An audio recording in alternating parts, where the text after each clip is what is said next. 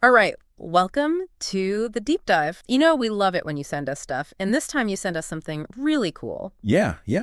A YouTube exploration of Miyamoto Musashi's philosophy from the Success Chasers channel, and it's called Master Yourself and You Will Master Your Life. It's good stuff. So good stuff indeed. And our mission, our deep dive today, is to go kind of beyond just the surface level. Right. We want to extract like the core wisdom from this legendary, undefeated 17th century samurai and philosopher. Right. And then, more importantly, look at how his insights can help us kind of sharpen our own approach to mastering life in the 21st century. Yeah, it is a fascinating bridge to build. Yeah. You have someone who lived in a world so completely different from ours, Totally. dominated by warfare and this very specific code of conduct. And yet, you delve into his writings. It's crazy. The Book of Five Rings. Yeah. His personal manifesto, the Dokodo, which translates to, by the way, the way of walking alone, when you really dig into these things. Right. You find these principles of strategy and, more importantly, self-mastery that are just strikingly universal. Right. I mean, that's what we're looking for on the deep dive. Exactly. So let's jump in. One thing that seems like foundational to everything that Musashi believed was this intense dedication to self-discipline. Right. And the transcript actually highlights that for him, training wasn't this thing that was separate from living. Right. It was like the essence of it. Yes. And he has that great quote, "You can only fight the way you practice." So it's like a complete integration. It's not just... That's it. Yeah. What's fascinating to me is that totality. Yeah. It's that commitment, that totality of commitment. This wasn't about just carving out, an hour in your day to swing a sword. Right. Musashi shunned he shunned luxury. He just completely immersed himself in his pursuit of self-mastery. Right. And this really resonates, when we look at that principle. Do nothing that is of no use. Think of your attention as your sharpest blade. I love... Every time you pick up your phone, to scroll through meaningless content, to watch another cat video, you're putting a nick in that edge. Wow. Musashi's insight here, it's not about just, maximizing your time. It's about maintaining that keen focus, that razor-sharp focus for what truly matters in life. Oh, that lands hard because, when you look at our modern lives, Oh, yeah. we are just constantly bombarded. Constantly bombarded. Social media, endless entertainment options, Yeah. And Musashi's principle acts as this kind of ruthless editor. Mm-hmm. It really asks that question. What truly serves? Yeah. What pushes you forward? If it doesn't, Get rid of this. get rid of it. Yeah. And it really raises, as we go deeper into this, it raises a vital question for every one of us listening. Where are you actually directing your most precious resource? Your time, your energy. Are there areas where you are investing in things that don't ultimately contribute to your growth or to your core objectives? Right.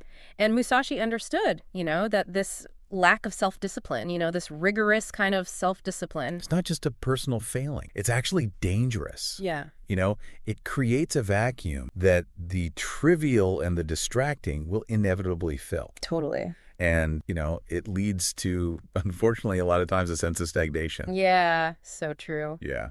Okay, so building on this foundation of this relentless self-discipline, Yeah. another crucial element, and the transcript definitely points this out, is mental toughness, especially in overcoming fear. Right. Now, Musashi, he viewed fear... And unchecked emotions as significant obstacles. Right. Yeah. And there's this really intense idea in the transcript about accepting death in your heart every single day. Now, this isn't about, No. dwelling on something morbid, is it? No, not at all. I think it's more about confronting that ultimate certainty as a way to diminish the power of all those lesser anxieties that we face every day. Think about your fear of failure. Think about the fear of rejection. Totally. Think about the fear of stepping outside your comfort zone. Yeah. By deeply acknowledging our own mortality. Right. Musashi aimed to basically strip these everyday fears of their paralyzing grip. Yeah, it's almost paradoxical, right? Yeah. It's like by facing the biggest fear head on, all the smaller ones, They kind of melt away. they melt away. Yeah. And the transcript even suggests that, once you kind of stop fearing failure, you become, in his words, unstoppable, which is like a huge... Powerful shift in perspective. Yeah. You bet. And, it connects directly to those challenges that we face daily. Right. How often do you find yourself held back by fear? Mm-hmm. Prevented from taking that leap, from making that tough decision, Right. from pursuing that new opportunity. Musashi cultivated a mind that was so disciplined that it remained calm, even in the face of lethal danger. Right. His philosophy it encourages all of us to develop that same resilience, that same mental resilience. Right. So we can act decisively without being crippled by apprehension. Yeah. And one thing about Musashi is, and the transcript makes this clear, this wasn't someone who achieved a certain level and then just coasted. Really? The transcript emphasizes that for him, mastery wasn't a destination. It was a process. It was a process, an ongoing process. Constant evolution. Yeah, of learning, refining. Yeah. And deepening self-awareness. And what's fascinating to me here is this assertion of his, which I love. It's from one thing, no 10,000 things. Right. And what that speaks to, is that deep interconnectedness of all knowledge, all skills. Totally. When you really achieve a deep understanding in a single discipline, those underlying principles, the dedication, the focus, the problem solving, all of that, those become transferable assets that you can apply to literally countless other areas of life. Totally. So for you, listening to this right now, thinking about this 17th century samurai, what's the one thing that you're focusing on mastering in your own life? That's so good. And how can you apply these principles, the discipline, the focus that we've been discussing, to unlock that broader understanding in other areas? That's such a great question. It is. And it kind of ties back into, like you were saying, mastering those fundamentals, right? As we were discussing with discipline. Right. The transcript, it rightly notes that successful individuals across so many different fields, athletes, artists, entrepreneurs, doesn't matter. They often have these incredibly consistent routines. It's the routines. And this profound commitment to lifelong learning.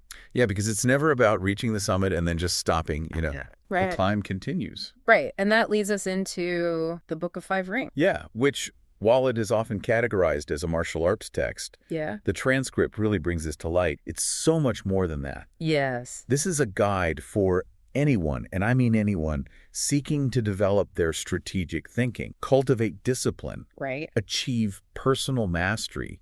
And, this applies to business. Yeah. It applies to leadership. Totally. It just applies to navigating the complexities of life. Right. Period. And, the book itself is famously structured around these five elements: earth, water, fire, wind, and void. The elements. Yeah, so let's kind of explore these based on the transits, right? Let's do it. So Earth, or what Musashi calls the ground book, focuses on, the foundational principles, like the core building blocks. It's getting back to the basics. Right, and it ties back to that idea of do nothing that is of no use. Right. But this time specifically in the context of mastering these essential skills before even considering more advanced techniques. Think about it. Think about like a master craftsman, or an elite athlete. Yeah. They didn't just start, by doing these intricate techniques, these complex maneuvers. They relentlessly practiced the fundamental over and over again. This is what made them great. Right. So this section of Musashi's work is about that. It's underlining the importance of eliminating those distractions, getting rid of all that noise, and really achieving true mastery of the basics. It makes so much sense. Okay, so then we move on to water. Water, the water book. And that is all about adaptability and flexibility. And the guiding principle here, it's so good. Think lightly of yourself and deeply of the world. Yeah, and it's this idea of adjusting your approach to evolving in response to changing circumstances. Yeah. Flowing around obstacles like water itself, It's beautiful. Yeah. And it really emphasizes, what we hear so much about today, which is cultivating a growth mindset, right? Yeah. Being open to learning from those mistakes. Yeah, your mistakes, Being receptive to new perspectives. Yeah. And not being rigidly attached to a single way of doing things. You can't be rigid. The world's changing constantly. Right. And your ability to adapt is paramount. So true. Yeah.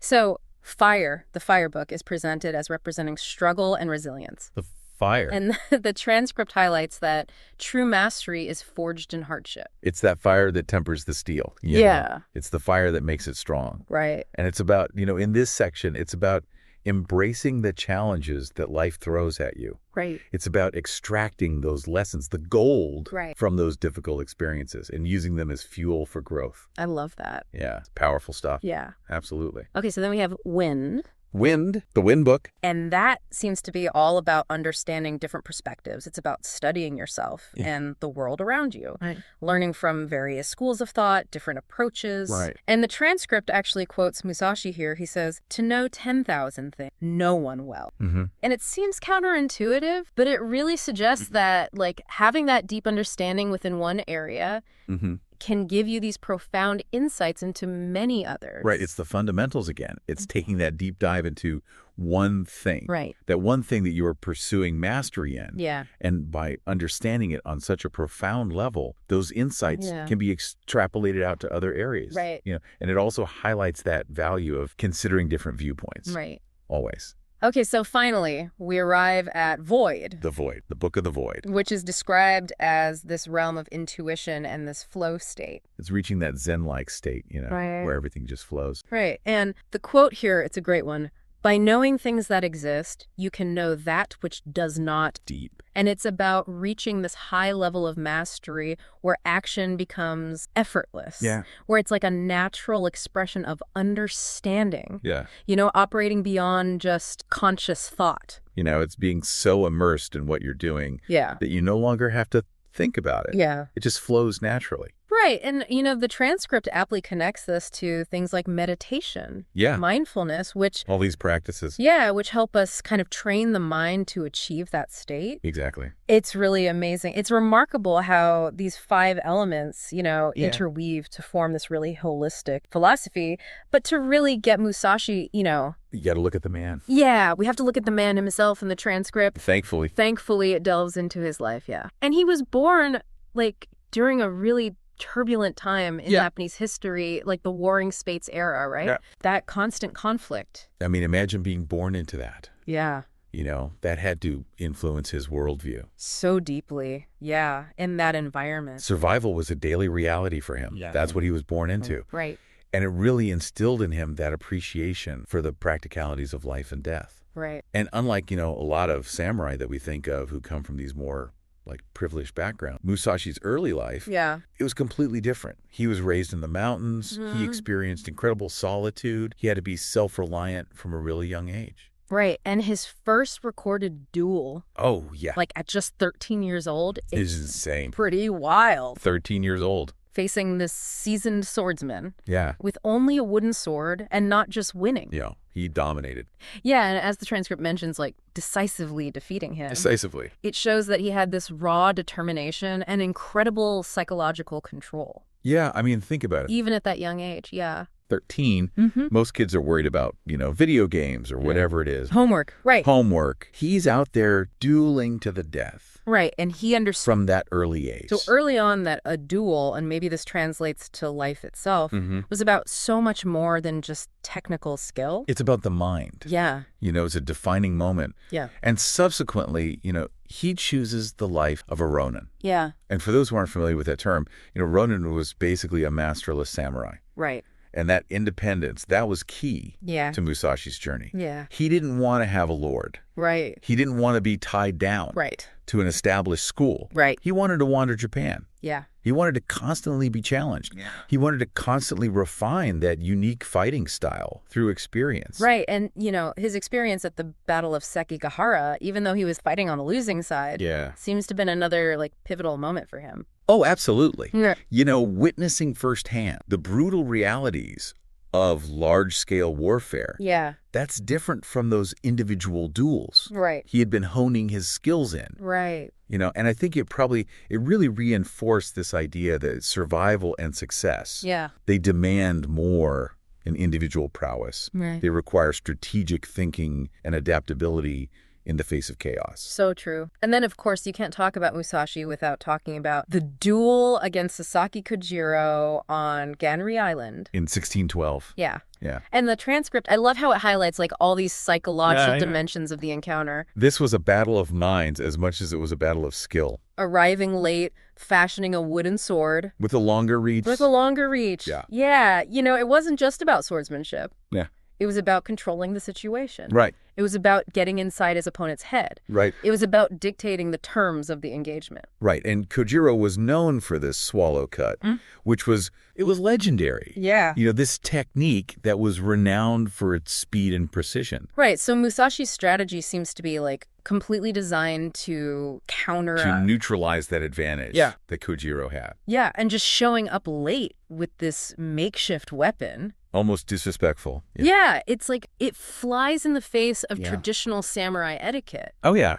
Yet it's this stroke of, like, genius. Strategic genius. Yeah. He understood how Kojiro's mind worked. He knew he relied on that speed, on that swallow cut. Right. And by using this longer weapon, Right. and by dictating the timing of the encounter, Yeah. he completely neutralized Kojiro's primary advantage. It's amazing. Yeah. The transcript makes a great point. You know, the battle was probably won in his mind before the first blow was even struck. Right. And it seems like this duel was a turning point, right? Yeah. For Musashi, you know, shifting his focus away from just demonstrating his combat skill to a deeper pursuit of self-mastery. Which brings us to, you know, his later years where he retreats from public life. Right. And writes the Dakoto, The Way of Walking Alone. Right. This is a transition, right? Yeah. From winning those battles to living a truly meaningful life. Yeah. Characterized by discipline, purpose, and detachment. And it's this collection of 21, you know, deeply personal principles. Yeah. And the transcript highlights some key themes from the Dakoto. And the first is accept. And detachment. Yeah. And it's embodied in that principle, accept everything just the way it is. Mm-hmm. And it really speaks to, like, not resisting reality, which, as we all know, only breeds suffering. Right. And instead, you know, focusing on adapting and moving forward without being emotionally disturbed. Right. So don't get caught up in those emotions. Yeah. Don't let them dictate your actions. Right. It's about recognizing what is. Yeah. And moving forward from that point. And the other one is do not be saddened by. Yeah. And that one encourages, you know, an understanding of the impermanence of life. Right. And how important it is to let go of those attached to things. Yeah. To outcomes, to people. Right. And that idea of detachment, it seems like it's critical. I think it is. Yeah. And, you know, it's not about becoming indifferent or unfeeling. Yeah. It's about recognizing, Yeah. you know, that all things are impermanent. Right. And that you shouldn't allow your inner peace to be contingent on external circumstances. That's so powerful. It is. Another central theme seems to be self-reliance. Self-reliance. Which, you know, after his life as a Ronin, really resonates, right? Oh, yeah. And the Dakoto emphasizes the importance of independence. For true freedom. Yeah. Not depending on others for your happiness or validation. And cultivating genuine confidence from within. Yeah. I mean, that's such a powerful message. It is. Especially in our world today. Especially in our world today. Yeah. It's so easy to fall into that trap. Totally. Of constantly seeking external validation. Right, right. But true strength comes from within. Yeah. And the Dakoto also touches on this principle of avoiding pleasure for its own sake. Oh, that's a good word. Which kind of, you know, suggests that, like, the relentless pursuit of comfort can lead to weakness. Yeah. And that, like, you know, true mastery often requires sacrifice. Yeah. Choosing the more challenging path. Right. Delaying gratification. Yeah. Embracing the difficult. Yeah. And it echoes, like, what we were talking about earlier, you know? Yeah. His rejection of luxury. Musashi understood this. He knew that genuine strength, mental and physical, is forged through overcoming adversity. Totally. Not by avoiding it. Right. And then simplicity and minimalism is another big one. Oh, yeah. And the quote here is, do not hold on to possessions you no longer need. It's about letting go, you know? Yeah.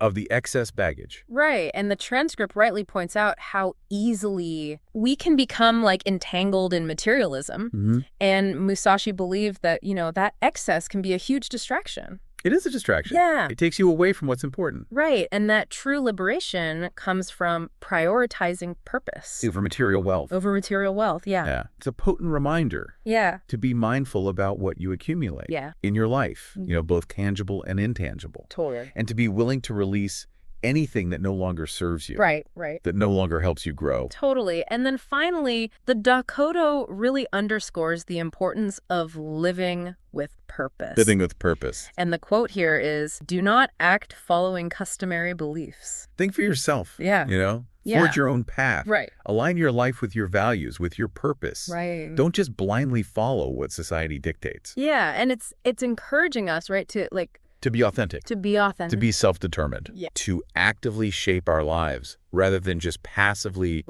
accepting what's handed to us. Totally. So how do we translate these principles? Yeah, that's the big question, right? From the Dakoto into actionable steps in our lives today. Yeah. And the transcript, I think, offers some, like, really practical starting points. Like, you know, consciously detaching from distractions. Yeah. Like that constant need for validation that we all feel sometimes. Yeah, that's a big one. On social media, right? Social media is a beast. It is. It's a double-edged sword, that's for sure. Right. But, you know, it reinforces that idea of do nothing that is of no use. Right. When it comes to safeguarding your attention. Yes. You know, in today's attention economy, being deliberate about where you focus your energy, that's a huge step. Yeah. Towards self-mastery. It also talks about, the power of embracing discomfort. Discomfort, yeah. Intentionally challenging yourself, on a daily basis. Yeah, outside that comfort zone. Right, whether it's through, physical exercise, mental exercises, or even just doing something you don't want to do. Right. Right. Something that challenges you. Right. Just stepping outside your comfort zone, and it's all about building that resilience. Yeah, it's like building muscle. Yeah. You put stress on the muscle.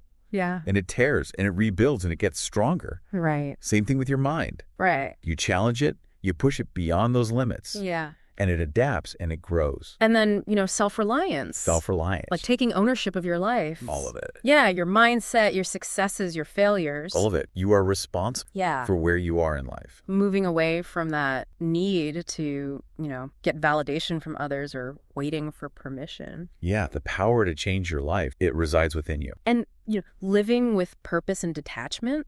That's it. Right. It's about letting go of things that don't serve you, whether it's like past failures, unhealthy relationships, or even just like time-wasting activities. Yeah, anything that's holding you back. Right, and just focusing on what matters. Actions that align with your values. About alignment. Yeah. Aligning your actions with your goal. Yeah. And not getting bogged down by the things that you can't control. Right, and it seems like all of this converges on these 3 core pillars that the transcript highlights. The pillars of self-mastery. Yeah, discipline, mental toughness, and detachment. There you go. So discipline, establishing strong daily routines. Eliminating the unnecessary. Eliminating the unnecessary. Yeah, that's key. Yeah. And it's not about, huge dramatic efforts. Right. It's about the consistency. Those little things you do every single day. Yeah. Over time, they build up. Yeah. Like compound interest. And as Musashi says, the way is in training. There you go. And then mental toughness, recognizing that fear is often an illusion. Voluntarily embracing discomfort, actively training your mindset. Yeah.